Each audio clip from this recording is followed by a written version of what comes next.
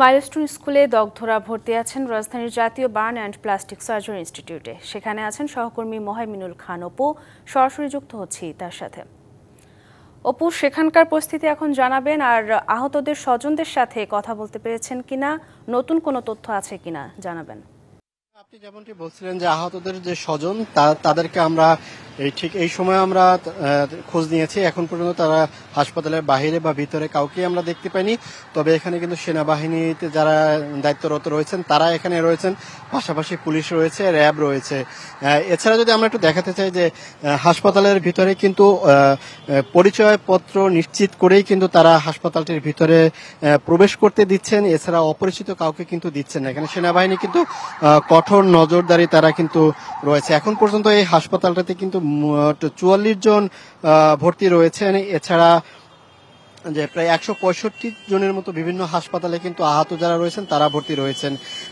এই বিকালে সন্ধ্যার পরে কিন্তু এই হাসপাতালটি থেকে ব্রিফিং করা হয়। তখন তারা যেটি জানান যে এখন পর্যন্ত 44 জন ভর্তি রয়েছেন, তাদের অধিকাংশই কিন্তু শিশু।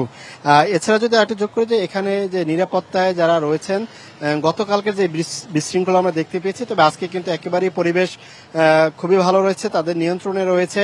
এবং এখানে যারা আসছেন তাদেরকে হাসপাতালের কর্তৃপক্ষ থেকে বারবারই জানানো হয়েছে যেন এখানে কোনো ভিড় না করা হয়, যেহেতু দগ্ধ রোগী যারা রয়েছেন তাদের সংক্রমণ ছড়ানোর যে বিষয়টি থাকে সেটি কিন্তু এখান থেকে বারবারই নিশ্চিত করে জানানো হয়েছে। এই ঠিক মূল ফটকের সামনে কিন্তু আনসার সদস্য যেমনি রয়েছে, সেনাবাহিনী রয়েছে, তারা কিন্তু তারা দায়িত্ব পালন করছেন।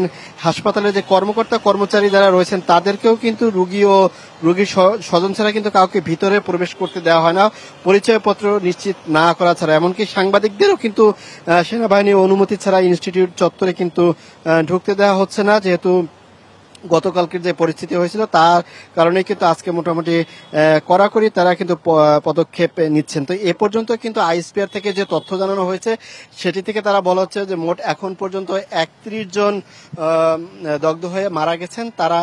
তার ভিতরে এই বার্ন ইনস্টিটিউটে 44 জন ভর্তি রয়েছেন। এই ছিল সবশেষ খবর। ধন্যবাদ।